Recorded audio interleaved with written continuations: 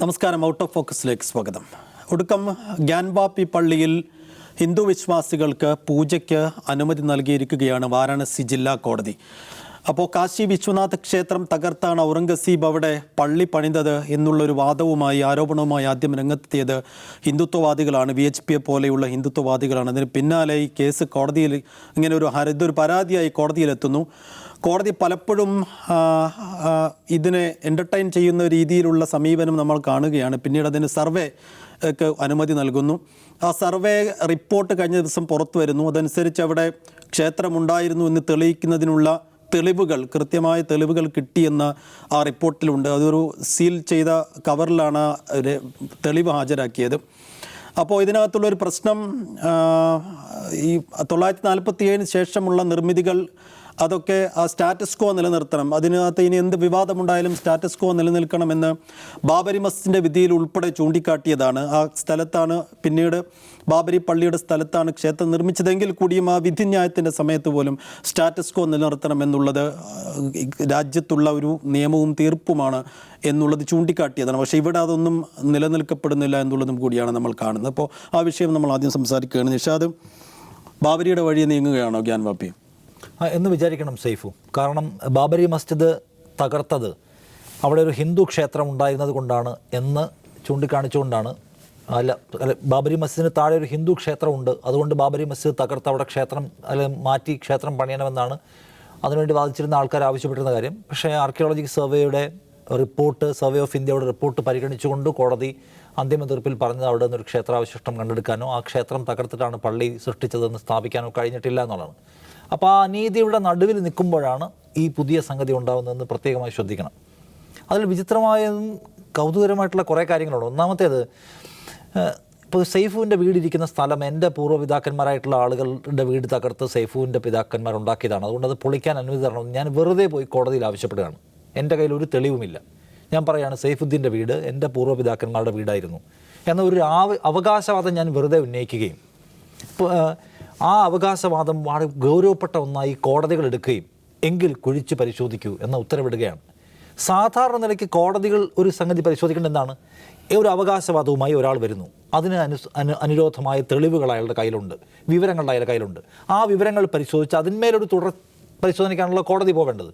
ഇത് രാഷ്ട്രീയത്തെ മുൻനിർത്തിക്കൊണ്ടും പലതരം ഡിവിസീവ് പൊളിറ്റിക്സിനെ മുൻനിർത്തിക്കൊണ്ടും ആളുകൾ പല പള്ളികളുടെയും മസ്ജിദുകളുടെയും ചർച്ചുകളുടെയൊക്കെ മേൽ അവകാശവാദം ഉന്നയിക്കുകയാണ്. ആ ഉന്നയിക്കുന്ന അവകാശവാദങ്ങളെയൊക്കെ കോടതികൾ ഗൗരവത്തിലെടുത്ത് അവിടെ എല്ലാം കുഴിക്കാൻ ഉത്തരവിടാൻ തുടങ്ങിയാൽ ഈ രാജ്യത്ത് ഒരു സ്ട്രക്ചറിനും പിന്നെ ആർക്കും അവകാശമില്ലാത്ത നില വരും. ഏത് വീടിനും ഏത് പള്ളിക്കും ഏത് അമ്പലത്തിനും ഏത് ഷോപ്പിംഗ് മാളിനും കീഴേ ഞങ്ങൾക്ക് അവകാശവാദം ഉണ്ടെന്നുള്ള ഉന്നയിച്ച് വരികയാണ്. ഇപ്പോൾ ഈ ഈദ്ഗാഹ് മസ്ജിദിൻ്റെ കാര്യം സുപ്രീം കോടതി തീർപ്പാക്കിയതാണ്. ഇതൊരു വേഗായിട്ടുള്ള ആപ്ലിക്കേഷനാണ്. ഇതിനകത്തൊന്നുമില്ല. നിങ്ങളിതോടെ പരിശോധിക്കണം, സർവേ നടത്തണം എന്നൊക്കെ പറയുന്നു. എന്ത് അടിസ്ഥാനത്തിൽ സർവേ നടത്തണം എന്ന ചോദ്യമാണ് കോടതി ചോദിച്ചത്. അതാണ് ഏറ്റവും മാന്യമായ, ഏറ്റവും നിയമപരമായ ചോദ്യം. പക്ഷേ ഗ്യാൻവാപ്പി മസ്ജിദിൻ്റെ കാര്യത്തിൽ അതല്ല ഉണ്ടായത്. ഗ്യാൻവാപ്പി മസ്ജിദിനുമായി ബന്ധപ്പെട്ട് ഒരു ആപ്ലിക്കേഷൻ കൊണ്ട് കൊടുക്കുകയാണ്. ഇത് 2000 വർഷം മുമ്പ് വിക്രമാദിത്യൻ നിർമ്മിച്ച ക്ഷേത്രം 1669 ഔറംഗസീബ് പൊളിച്ചതാണ്. എന്നിട്ട് അയാൾ ഉണ്ടാക്കിയതാണ് ഈ ക്ഷേത്രം. ഇവിടെ 12 ജ്യോതിർലിംഗങ്ങളുണ്ട്, അതുകൊണ്ട് ഇത് ഞങ്ങൾക്ക് തിരിച്ചു കിട്ടണം. അപ്പോൾ ASIയോട് അന്വേഷിക്കാൻ പറയുകയാണ്. എന്ത് തെളിവിൻ്റെ അടിസ്ഥാനത്തിലാണ് അങ്ങനെ ഒരു ആവശ്യം ഉന്നയിക്കുന്നത്? അപ്പോൾ ഒരാൾ പറയുകയാണ് അതിനകത്ത് ജ്യോതിർലിംഗങ്ങളുണ്ട്, ഇപ്പോഴും ക്ഷേത്രത്തിൻ്റെ അവശിഷ്ടമുണ്ട്, അതിനകത്ത് വലിയ മൈനിങ് ഒന്നും നടത്തേണ്ട കാര്യമില്ല. അപ്പോൾ കോടതി പറയുകയാണെങ്കിൽ ഒരു 3 ദിവസത്തെ വീഡിയോ സർവേ നടക്കട്ടെ. ഉടനെ വീഡിയോ സർവേ തുടങ്ങുന്നു. വീഡിയോ സർവേ പൂർത്തിയായി റിപ്പോർട്ട് കോടതിയിൽ വരുന്നതിന് മുമ്പ് അതിൻ്റെ അഭിഭാഷകൻ വിളിച്ചു പറഞ്ഞു അതിനകത്ത് ശിവലിംഗം കണ്ടെത്തിയേ ഓടിവായൊന്ന്. ഇന്ത്യ ടുഡേ പോലുള്ള ചാനലുകൾ ശിവലിംഗത്തിൻ്റെ എക്സ്ക്ലൂസീവ് വീഡിയോ ഞങ്ങൾക്ക് യൂട്യൂബ് പോയി എപ്പോഴും കാണാം. എന്താ അവിടെ ആളുകൾ അംഗശുദ്ധി വരുത്തുന്ന ഒരു ചെറിയ കുളമുണ്ട്, അതിന് നടുക്ക് ഒരു ഫൗണ്ടൻ ഉണ്ട്. അതിനകത്തുനിന്ന് അത് കണ്ടിട്ടാണ്, ആ കോൺക്രീറ്റ് സ്തൂപം കണ്ടിട്ട് അത് ശിവലിംഗമാണെന്ന് സ്ഥാപിക്കാൻ ശ്രമിക്കുക. ഇന്ത്യയിലെ പ്രധാനപ്പെട്ട ചാനലുകൾ ഞങ്ങൾക്ക് അതിൻ്റെ എക്സ്ക്ലൂസീവ് ദൃശ്യങ്ങൾ കിട്ടിയെന്ന മട്ടിൽ ഇത് അവിടെ ശിവലിംഗം ഉണ്ടെന്ന് സ്ഥാപിച്ച് വലിയ ക്യാമ്പയിൻ നടത്തുക. അപ്പോൾ പൊടുന്നനെ കോടതി എങ്കിൽ ആ ഭാഗം പൂട്ടിയേക്കും, ഇനി ആരും ഇവിടെ കയറണ്ട എന്ന് കോടതി അങ്ങ് ഉത്തരവിടുകയാണ്. ബാബരി മസ്ജിദിൻ്റെ കാര്യത്തിൽ സംഭവിച്ചതിൻ്റെ സമാനമായ ആവർത്തനമാണ്. അപ്പോൾ അവിടെ പൂട്ടിയേക്കൂ, ഇനി അവിടെ ആരും കയറണം. അപ്പോൾ അത് അടയ്ക്കുകയാണ്. ഇതിനകത്തുള്ള നീതി എന്താണ്? ഇപ്പോൾ സൈഫു പറഞ്ഞു 1991 നരസിംഹറാവു സർക്കാരിൻ്റെ കാലത്ത് ഒരു നിയമം കൊണ്ടുവന്നു, ആരാധനാലയ നിയമം.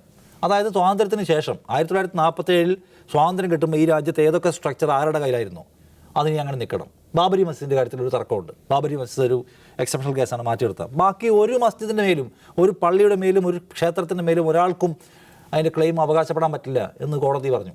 അല്ല, നിയമം ഉണ്ടാക്കി. ആ നിയമം ഈ രാജ്യത്ത് നിലനിൽക്കുകയാണ്. ബാബരി മസ്ജിദ് കേസിൻ്റെ വിധി വരുമ്പോൾ, ഡിമോളിഷൻ കേസിൽ വിധി വരുമ്പോൾ കോടതി പറഞ്ഞിട്ടുണ്ട് ആ 91 നിയമം എന്ന് പറയുന്നത് വളരെ ഗംഭീരമായി ഉണ്ടാക്കിയ നിയമമാണ്. ആ നിയമം എല്ലാവർക്കും അവരുടെ വിശ്വാസവും അവരുടെ സ്ട്രക്ചറും നിലനിർത്തിക്കൊണ്ടുവരാനുള്ള ആത്മവിശ്വാസം കൊടുക്കുന്ന നിയമമാണ് എന്ന് കോടതി അതിനെക്കുറിച്ച് എടുത്തു പറഞ്ഞു. ആ വിധി അവിടെ നിൽക്കെ സുപ്രീം കോടതിയിലടക്കം ഇത്തരം എന്താ പറയുന്നത് ടൈറ്റിൽ ഡിസ്പ്യൂട്ടുകൾ എൻ്റർടൈൻ ചെയ്യപ്പെടുകയാണ്. അതാണ് അതിൻ്റെ പ്രശ്നം. അതായത് 1991 ഒരു നിയമം അവിടെ നിൽക്കെ ഇങ്ങനെ ഒരു ആരോപണവുമായിട്ടോ അവകാശവാദവുമായിട്ടോ ആര് വന്നാലും ഈ കേസ് എടുക്കാൻ പറ്റില്ല എന്ന് പറയലാണ് കോടതികളുടെ നിയമപരമായ ഉത്തരവാദിത്വം എന്നിരിക്കെ എന്ത് ചെയ്യാണ്, ഇത്തരം കേസുകൾ എൻ്റർടൈൻ ചെയ്യുകയാണ്. ഇപ്പോൾ എന്താണ്, അവിടെ ASI ഒരു റിപ്പോർട്ട് കൊടുക്കുന്നു. ആ റിപ്പോർട്ടിൻ്റെ അടിസ്ഥാനത്തിൽ ഈ റിപ്പോർട്ടൊക്കെ ഇങ്ങനെ ലീക്ക് ചെയ്യപ്പെടുകയാണ്. അതിൻ്റെ അടിസ്ഥാനത്തിൽ ഇപ്പോൾ അവിടെ പൂജ നടത്താനുള്ള പെർമിഷൻ കൊടുക്കുകയാണ്. അപ്പോൾ ഇനി അതെന്താ സംഭവിക്കുക, ഇനി ഒരു റെസിസ്റ്റൻസ് ഉണ്ടാകുമോ, അതിൻ്റെ പേരിൽ ഒരു തർക്കം ഉണ്ടാകുമോ, അങ്ങനെ ഒരു ഡിവൈഡ് ഉണ്ടാകുമോ, ഉണ്ടാവുമെങ്കിൽ അതിൽ പിടിക്കാം എന്ന് ആലോചിക്കാൻ ഒരു ഭാഗം ആളുകൾ. BJPയെ സംബന്ധിച്ച് നമുക്കറിയാം, അവർ കാശി മധുര ബാക്കി എന്നുള്ള മുദ്രാവാക്യം വിളിച്ച ആൾക്കാരാണ് RSSകാർ. അപ്പോൾ അവിടെ ഒരു വലിയ ഇടനാഴി ഉണ്ടാക്കുന്നത് വലിയൊരു പ്രോജക്റ്റ് നടപ്പിലാക്കിക്കൊണ്ടിരിക്കുന്നത് നരേന്ദ്രമോദിയാണ് 2007 മറ്റോ ഇതിന് മുമ്പ് അതിന് തറക്കല്ലിട്ടത്. ഈ പ്രോജക്റ്റിൻ്റെ തറക്കല്ലിട്ടതിന് ശേഷം മോദി ട്വിറ്ററിൽ ഒരു വീഡിയോ അപ്ലോഡ് ചെയ്യുന്നുണ്ട്. അതിൽ അവിടുത്തെ പ്രധാനപ്പെട്ട എല്ലാ സ്ട്രക്ചറുകളും മാർക്ക് ചെയ്ത് അതെങ്ങനെയാണ് നവീകരിക്കുന്നുണ്ട്. ഗ്യാൻവാബി മസ്ജിദ് അതിനകത്ത് മാർക്ക് ചെയ്തിട്ടില്ല. അത് ഞങ്ങൾ ഉദ്ദേശിക്കുന്നില്ല. ആ സാധനം ഞങ്ങൾ ഭാവിയിൽ, ഇന്ത്യയുടെ ഭാവിയിൽ ഞങ്ങൾ ആ സംഗതി ഉദ്ദേശിക്കുന്നില്ല എന്ന് കൃത്യമായിട്ട് പറഞ്ഞിരിക്കുകയാണ്. അപ്പോൾ അതാണ് അവരുടെ പ്ലാൻ.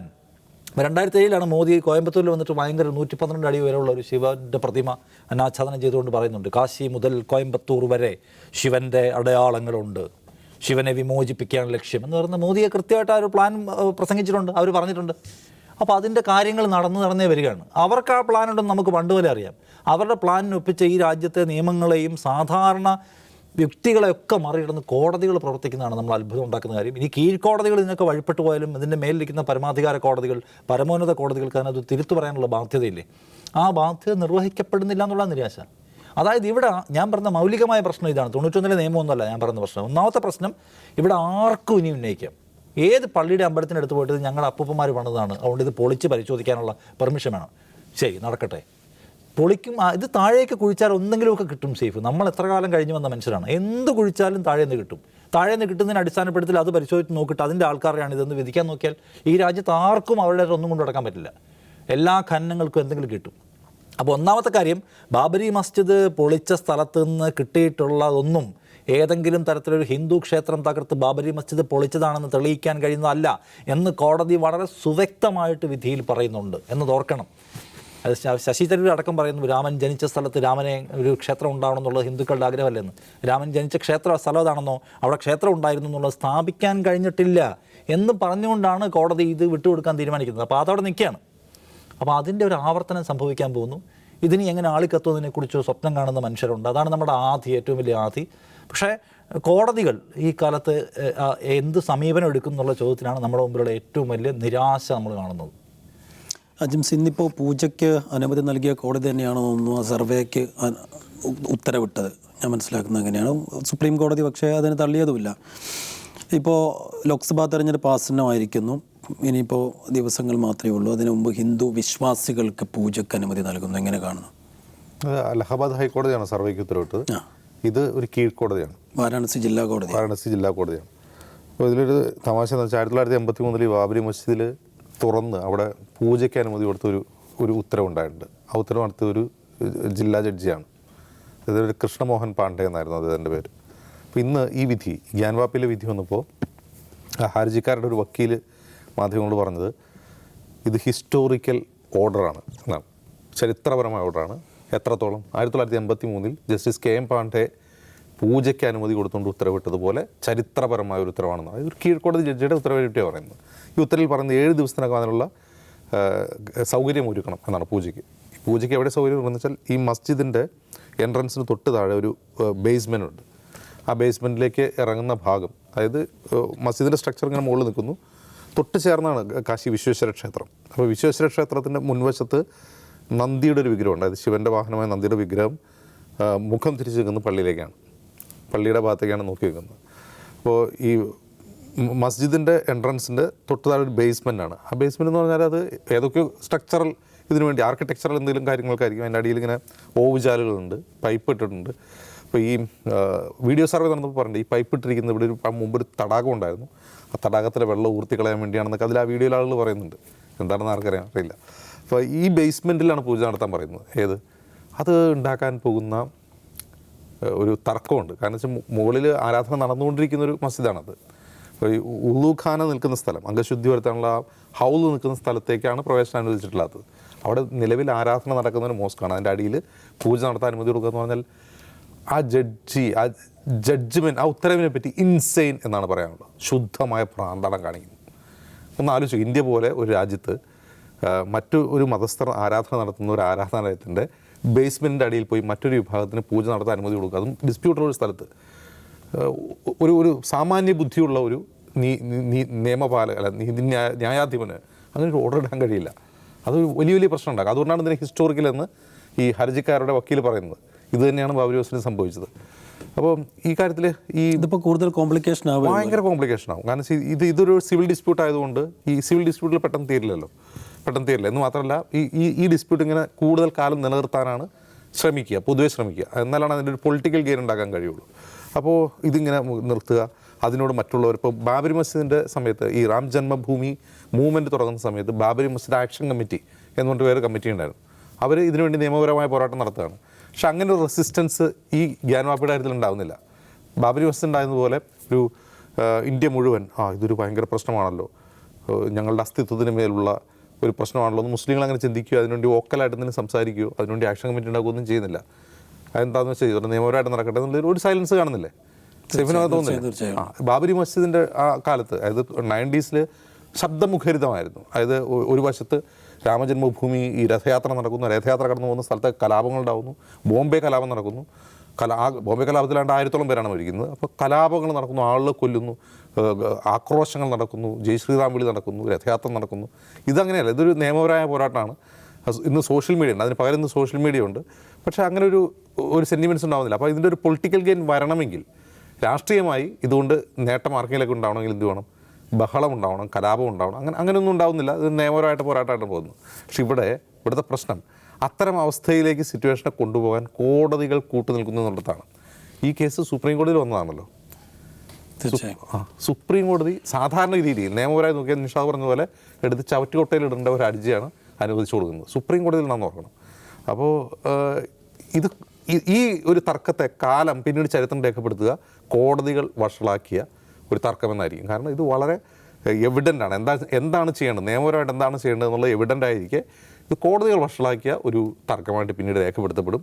പക്ഷേ ഞാനിപ്പോൾ പറയുന്നു, ഈ ബാബരി മസ്ജിദ് പോലെ ഇപ്പോൾ ഒരു പൊളിറ്റിക്കൽ ഗെയിൻ ഉണ്ടാക്കാവുന്ന ഒരു രാഷ്ട്രീയ കാലാവസ്ഥ അതിനില്ല. കാരണം ഒരു വശത്ത് രാമജന്മഭൂമി ക്ഷേത്രം നിർമ്മിച്ചു, അത് വലിയൊരു തെരഞ്ഞെടുപ്പ് നേട്ടമായിട്ട് BJP ഉയർത്തി കാട്ടാൻ ശ്രമിക്കുകയാണ്. അതിൻ്റെ ഇടയ്ക്ക് ഞങ്ങൾക്ക് വേറൊരു തർക്കം കൂടിയുണ്ട്, ഞങ്ങളത് പൊളിക്കും എന്ന രീതിയിൽ അവർ സംസാരിച്ച് തുടങ്ങിയിട്ടില്ല. നമുക്ക് കാത്തിരുന്ന് കാണാൻ എന്താണ് സംഭവിക്കുക. അപ്പോൾ തീർച്ചയായും ഒരു പള്ളിയുടെ താഴെ ഹിന്ദു വിശ്വാസികൾക്ക് കൂടി ആരാധനയ്ക്ക് അനുമതി നൽകുന്നതോടെ ഈ വിഷയം കൂടുതൽ കത്തിക്കാനേ ഈ തീരുമാനം, വിധി ഉപകരിക്കുകയുള്ളൂ എന്നുള്ള വിലയിരുത്തലാണ് ഈ ഘട്ടത്തിൽ പുറത്തു വരുന്നത്.